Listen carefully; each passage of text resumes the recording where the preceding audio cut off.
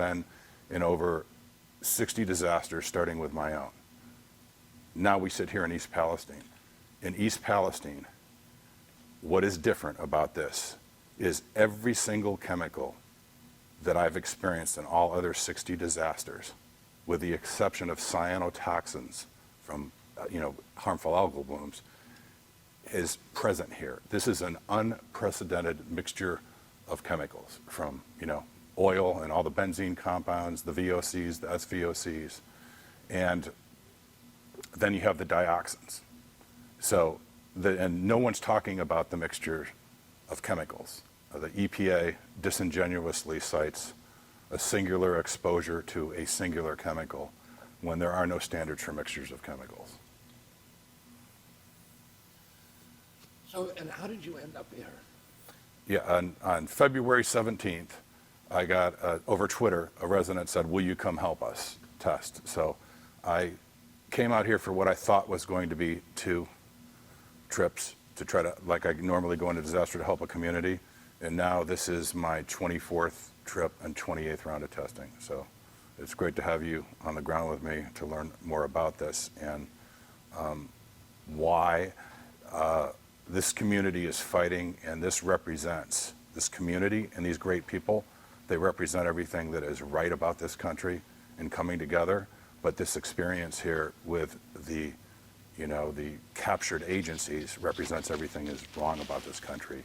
And I'm optimistic that it can be fixed. I think this is going to be a defining moment for the country on how all these organizations and EPA and politicians and typical politicians are captured by multi-billion-dollar corporations. And that, this is, for me, this is just standard operating procedure. This is what I see in every contamination case. I see EPA coming in and gaslighting people and saying there's no problem here.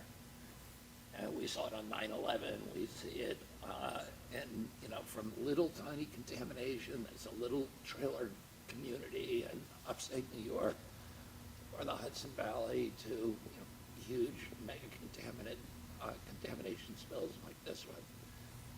And is that your experience too? That's my experience in the playbook over 60 disasters, whether it's Mayflower, Arkansas, remember that little spill, that little pipeline, I was on the ground there. It's the same playbook. The Joint Unified Command Center is the Joint Unified Propaganda Center. The public relations people are calling all the shots.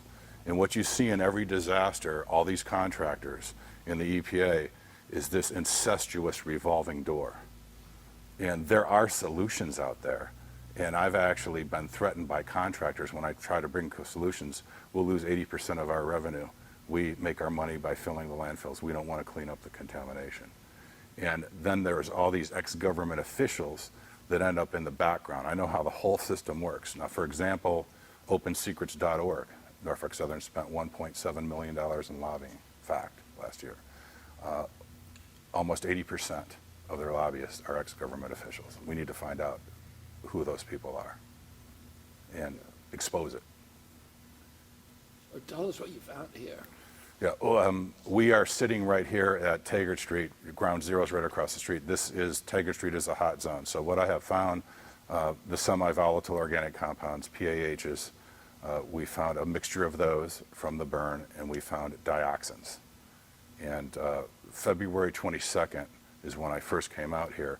I tested no more than 50 yards from here. Hydrocarbons are carcinogenic, they're teratogenic, they're mutagenic. Yeah, benzene and all of that. So, and this is really a great story about how this all came together. I came out here at the request of a resident, and then, Daily Mail and some other media wanted to join, and one thing led to another, and I started talking about the dioxins, and the EPA, who I've had an okay relationship with, and not anymore, when I referred to the dioxins as the fentanyl of chemicals, meaning, most chemicals we measure in parts per million, parts per billion, parts per trillion, PFAS. You're talking parts per quadrillion, and they bioaccumulate. And I want to say too, I've never had a team of people reach out and volunteer. I'm the chosen man on the front lines to be in front of the media and take a lot of the attacks. And I have a team around me, ex-Battelle people. One of them was the #2 guy at the Ohio EPA, PhDs. They analyze all my data, give me all my talking points, over 150 years of experience. Plus I have on the team a toxicologist that help our Gulf War vets.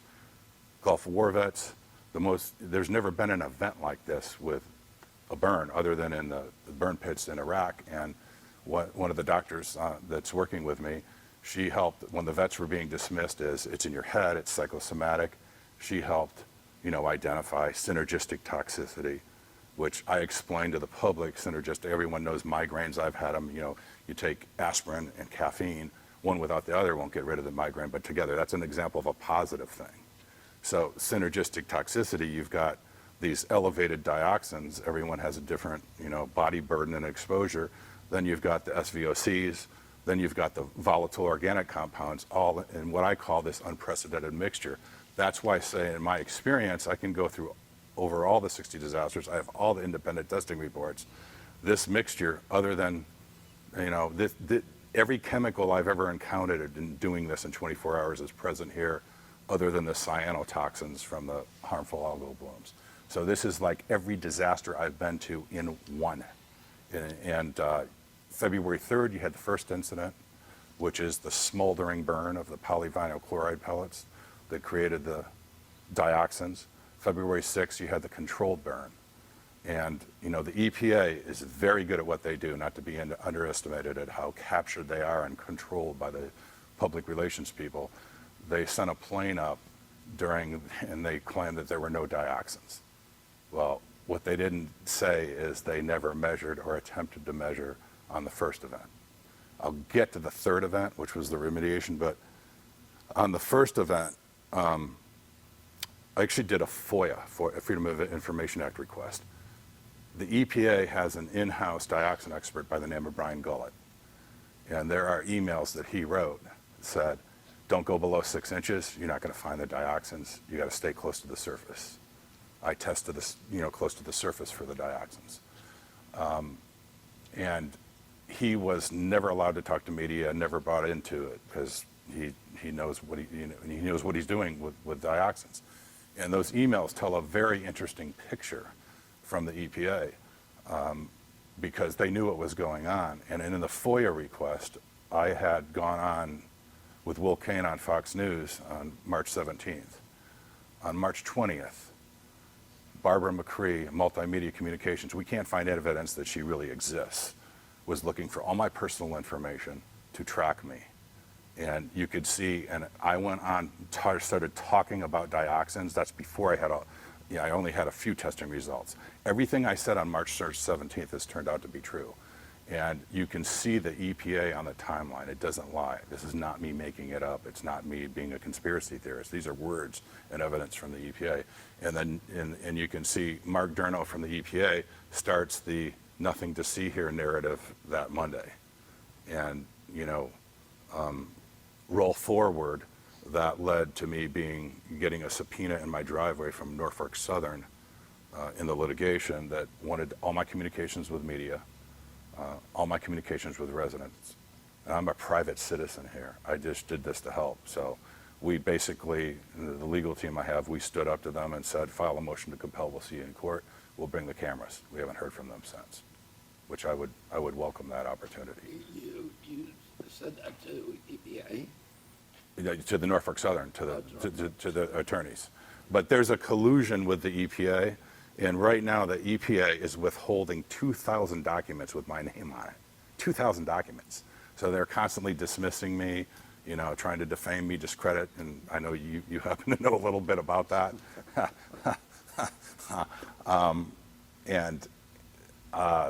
But as far as this, and what they tried to accuse me of using dirty shovels. Well, I knew they were going to do all this, and I said before they're going to say, oh, it's all ubiquitous in the environment. So, it's a pleasure talking to you, because with your environmental background, I can get a little more technical. So, Arcadis, the EPA Norfolk Southern contractor, specifically on dioxins, set 4.8 parts per trillion as the Background. as the RSL, or the residential screening level, regional screening level. So 60% of my results are within that. So if I'm using dirty shovels, and the irony of this whole thing is 40% is what I call a hot zone that needs to be where there are 5-6 times. And right across the street, we had the dioxin TEQ at 1900, right across the street at Brushville Hardware and Supply. And so the irony in all this is my testing results, in a way, limit the liability of the railroad. And the EPA, I knew they were going to do all this, and I released them in October and started talking about the summary results. In a way, I limit their liability because I can focus in on the hot zone and where the people need the help. And there appears to be a correlation between reported health symptoms and what we're seeing here. And I'm just stubborn and I don't give up. To me, I had no choice. The world is a lot more about money, and I want to be remembered by grandkids and kids as when I'm gone is that I did the right thing to help this country and did my small part. And I've seen such great people come together over this that it really has made me believe the country. Because one of these dioxin experts, they don't like their names used because I'm the guy out front, is calling me, getting chemotherapy, and they're on the phone 24/7. And the group that has surrounded me has never happened in 24 years. So something is happening with people coming together from all walks of life. And it's very encouraging, especially in this community that needs the help. Yeah, what do you mean they haven't come together? Why would they not be together, that group? The group, I've never had experts reach out to me and volunteer their time.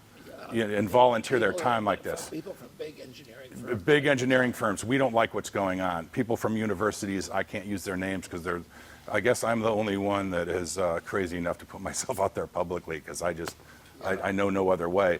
But all these people and I even get calls within the workers of the EPA saying, keep doing what you're doing. We don't like what we see. And I encourage them to hopefully come forward as whistleblowers. Yeah, so did EPA listen to that warning from its own expert that it shouldn't go below 6 inches No, they did not. in the soil? They did not. And he also says it's too late to measure for dioxins. But Well, dioxin stays forever. yeah, well, it's too late to measure the plume. And they actually said their model, the EPA will come back and say, our model. So and again, to put this in perspective, I'm just one person out here trying to help, and I've got more. And I have an expression: you can't find what you don't look for. It is that simple. And and the EPA would get the same results I get, but they don't want to test because they don't want to know. And then I came across buried on the EPA website. This was recently. They buried it as waste. Well, they started testing for dioxins on February 17th.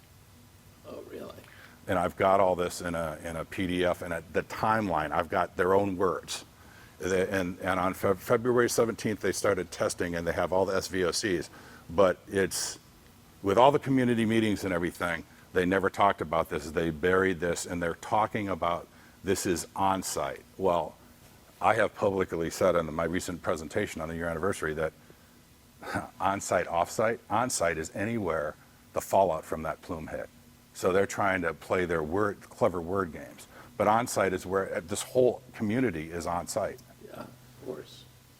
And this is what I've done in community meetings, and I wanted to show you this. This is what I found buried on the EPA website, February 17th.